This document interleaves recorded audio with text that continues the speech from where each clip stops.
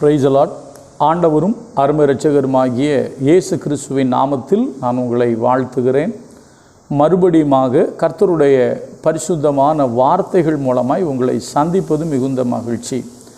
கடந்த நாளில் தேவனுடைய முகத்தை நோக்கி பார்த்த பொழுது தேவன் என்னோடு இடைப்பட்ட ஒரு காரியத்தை உங்களோடு பகிர்ந்து கொள்ள விரும்புகிறேன். இந்த வாரம் நாம் தியானிக்க போகிற செய்திக்கு தலைப்பு விலகி நிற்கும் விசுவாசிகள். இன்றைய காலகட்டத்தில் வேதனையோடு சொல்லுகிறேன், கர்த்தரும் வேதனைப்படுகிறார். திருச்சபையானது விசுவாச பிள்ளைகள் கர்த்தரை விட்டு இன்னைக்கு விலகி நிற்கிறாங்க. நான் ஒரு வேத வசனத்தை உங்களுக்கு வாசிக்கிறேன் பாருங்கள். ஆண்டவர் வேதனையோடு இஸ்ரவேல் ஜனங்களை பற்றி சொன்ன ஒரு வார்த்தையை பாருங்கள். எரேமியா தீர்க்கதரிசன புஸ்தகத்தில் 31வது அதிகாரத்தில் 22ஆம் வசனம். எரேமியா 31:22 நான் படிக்கிறேன் பாருங்கள். சீர்கெட்டு போன குமாரத்தியே எந்த மட்டும் விலகி திரிவாய். எப்படி? சீர்பட்டு போன குமாரத்தியே எந்த மட்டும் விலகி திரிவாய். கர்த்தர் பூமியிலே ஒரு புதுமையை சிருஷ்டிப்பார், ஸ்திரீயானவள் புருஷனை சூழ்ந்து கொள்வார். நல்லா கவனிங்க, இதே மாதிரி ஒரு வார்த்தை ஏசாயாவில் வரும். 7 ஸ்திரீகள் ஒரு புருஷனை சூழ்ந்து கொள்வார்கள் அப்படின்னு போட்டிருக்கோம். இப்போ கர்த்தர் சொன்ன முக்கியமான கான்செப்டுக்குள்ளே வரேன். என்ன அப்படின்னா, சீர்கெட்டு போன குமாரத்தியே நீ எந்த மட்டும் விலகி திரிவாய். இன்றைக்கும் கர்த்தர் வேதனையோடு சொல்லி கொண்டிருக்கிற ஒரு காரியம். இன்றைக்கு அநேகர் கர்த்தருடைய வழியை விட்டு விலகி, சத்தியத்தை விட்டு விலகி, உண்மையான சத்தியத்தை விட்டு விலகி இன்றைக்கி வேறு பக்கமாக போயிட்டுருக்காங்க. விசுவாசிகள் இல்லைன்னா சபை அப்படின்னு சொல்லலாம். ஆனால் செய்திக்கு தலைப்பு நான் எப்படி கொடுத்துருக்குறேன்?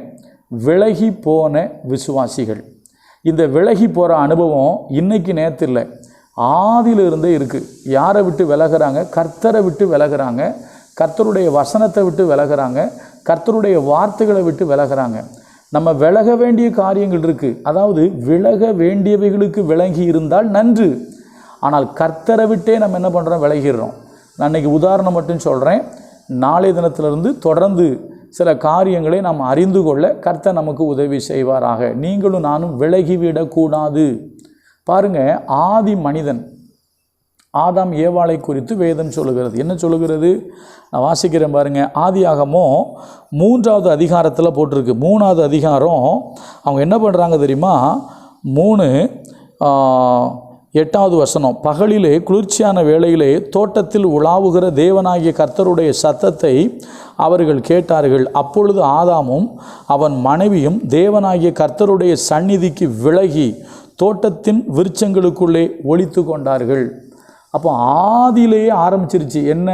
கர்த்தரை விட்டு விலகுவது, கர்த்தருடைய சந்நிதியை விட்டு விலகுவது, கர்த்தருடைய வார்த்தையை விட்டு விலகுவது, சத்தியத்தை விட்டு விலகுவது. இன்றைக்கி இந்த உலகத்தில் சபை சத்தியத்தை விட்டு விலகி ரொம்ப நாளாச்சு. ஊழியர்கள் சத்தியத்தை விட்டு விலகி ரொம்ப நாளாச்சு. விசுவாசிகள் சத்தியத்தை விட்டு விலகி ரொம்ப நாளாச்சு. நீங்கள் மறுபடியும் சத்தியத்துக்குள்ளே வாங்க. இந்த உலக பிரகாரம் ஒன்று சொல்லட்டுமா? இப்போ உலகமும் அப்படி தான், சபையும் அப்படி தான் போயிடுச்சு. எப்படி தெரியுமா? இப்போ உலகத்தில் சொல்கிறாங்களா, பழைய பாரம்பரியத்துக்கு திரும்புங்க. பாரம்பரியம்னா பழைய உணவு பழக்க வழக்கங்கள், பழைய உணவு பழக்க வழக்கங்களுக்கு திரும்புங்க, பழைய விவசாய முறைக்கு திரும்புங்க அப்படிங்கிறாங்க. ஏன்னா எல்லாரும் அதை விட்டு அப்படியே ரொம்ப விலகி தூரம் போயிட்டாங்க. இன்றைக்கி நம்மளாம் விலகி ரொம்ப தூரம் வந்துட்டோம். எப்படி வந்துட்டோம்? சத்தியத்தை விட்டு இன்றைக்கி விலகி விசுவாசிகள் சபை இன்றைக்கி ரொம்ப தூரம் போயிட்டு. ஆதாம் ஏவாள் தோட்டத்துக்குள்ளே தான் இருந்தாங்க. தோட்டத்தை விட்டு அப்புறம் தான் துரத்தப்பட்டாங்க. ஆனால் நம்ம இப்போ பேருக்கு சபைக்குள்ளே இருக்கோம், ஆனால் சபையை விட்டு விலகி எங்கேயோ போயிட்டோம். இதைத்தான் மத்தேயுவில் ஆண்டவர் சொல்லுவார், அது ஏசாயாவில் இருக்கும். இந்த ஜனங்கள் தங்கள் உதடுகளினால் என்னை கனம் பண்ணுகிறார்கள், அவர்கள் இருதயமோ எனக்கு தூரமாக இருக்குது அப்படிம்பார். அதே போல் நம்ம எப்போவோ கர்த்தரை விட்டு விலகிட்டோம். இன்றைக்கி சபை இல்லைன்னா ஊழியர்கள் விசுவாசிகள் இன்றைக்கி விலகி திரிகிறார்கள். அவர் சொல்கிறார், சீர்கெட்டு போன குமாரத்தியே நீ எந்த மட்டும் விலகி திரிவாய். இன்றைக்கி திருச்சபை விலகி திரிஞ்சுக்கிட்டு இருக்கு. ஒரு எச்சரிப்பின் வார்த்தையாக தேவன் நம்மோடு கூட பேசுகிறார்.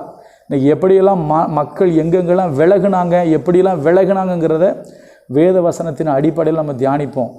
ஆதாமும் ஏவாளும் தவறு செய்து தேவனுடைய சன்னிதானத்தை விட்டு விலகினார்கள். சங்கீதத்தில் போட்டிருக்கு, எல்லாரும் பாவம் செய்து தேவ மகிமை அற்றவர்களாகி எல்லாரும் வழி விலகி ஏகமாய் கெட்டு போனார்கள்னு போட்டிருக்கு. இன்னைக்கு எல்லாம் வழி விலகி போயிட்டுருக்கு. கடைசி காலம்.